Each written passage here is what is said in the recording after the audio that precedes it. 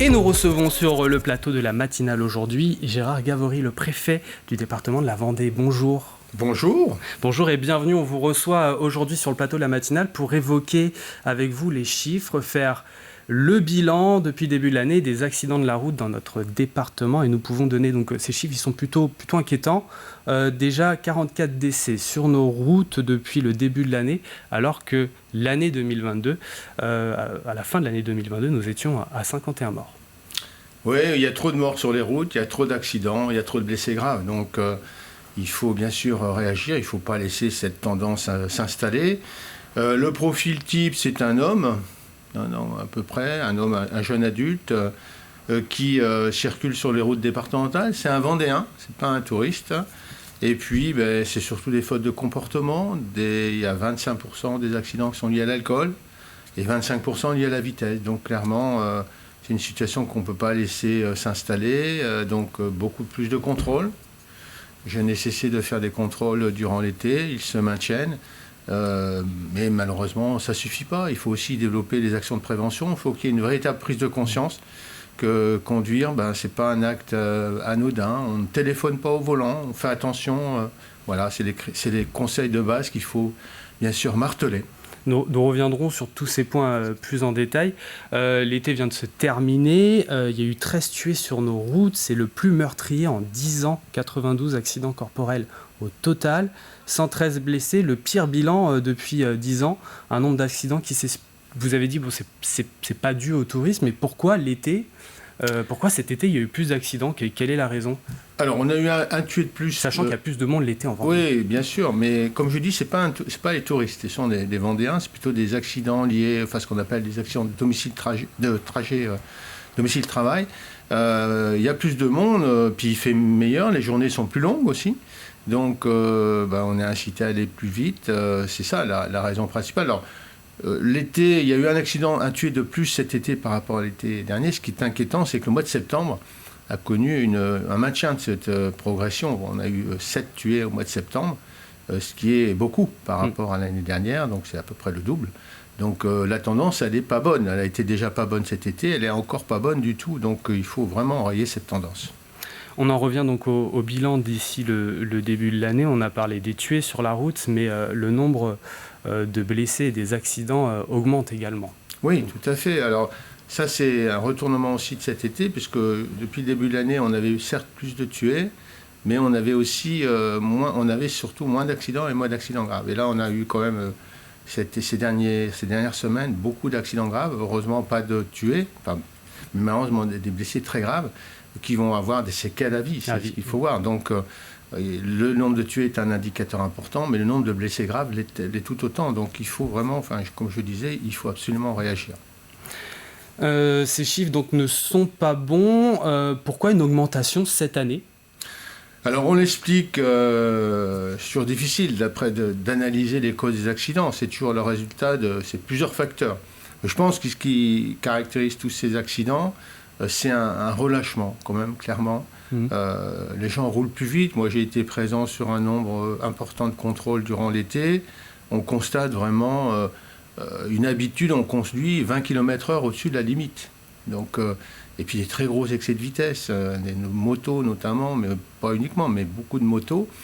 Donc c'est un relâchement des comportements. C'est aussi des fautes d'inattention. L'inattention au volant. C'est malheureusement... on constate aussi que les conducteurs consultent leur portable, envoient des messages. Donc ça, ce sont des choses qui sont inadmissibles. Alors, certes, c'est une infraction, mais c'est surtout un défaut de comportement qui peut entraîner de graves conséquences. Il suffit d'un dixième d'inattention pour qu'un accident ait lieu. Donc c'est vraiment, il faut qu'on travaille sur le comportement, sur aussi la lutte contre les addictions. On fait beaucoup de contrôles à la sortie des établissements de nuit. J'en ai fait un il y a une quinzaine de jours.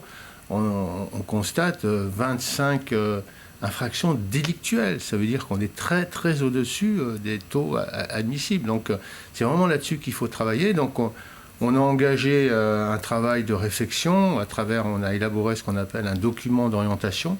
On va travailler sur cela, c'est-à-dire multiplier les actions de prévention dans les écoles, s'appuyer sur les associations qui travaillent déjà dans ce domaine, vos émissions, ça contribue aussi à une prise de conscience.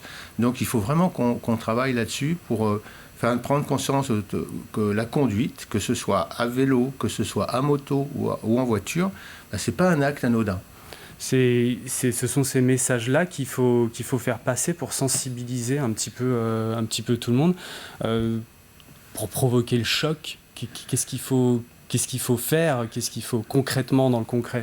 Alors, on essaye, il y a aussi quelquefois des images chocs. Mon prédécesseur avait mis des carcasses de voitures à certains carrefours, même devant la préfecture. Bon, on peut peut-être le refaire, mais il faut travailler sur une action long terme, comme je dis, dans les écoles. On travaille beaucoup dans les écoles, auprès des jeunes, des plus jeunes, des collégiens, des lycéens.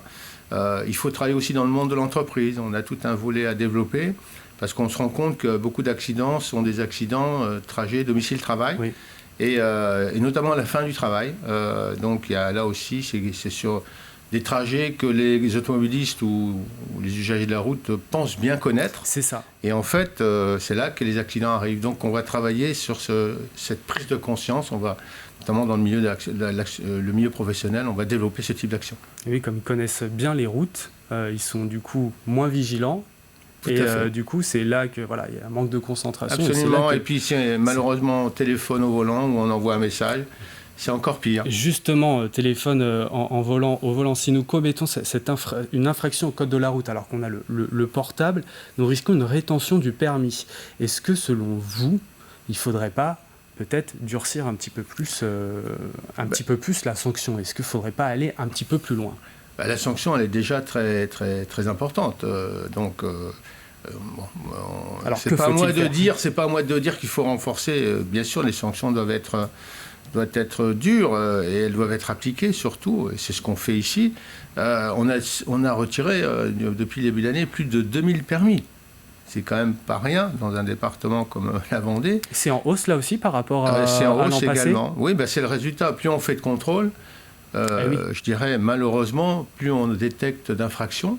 Donc plus on poursuit, et l'une des sanctions immédiates, c'est le retrait de points, et puis aussi le retrait de permis quand on commet un excès de grande vitesse. Et là, un très grand excès de vitesse, c'est une rétention de véhicule.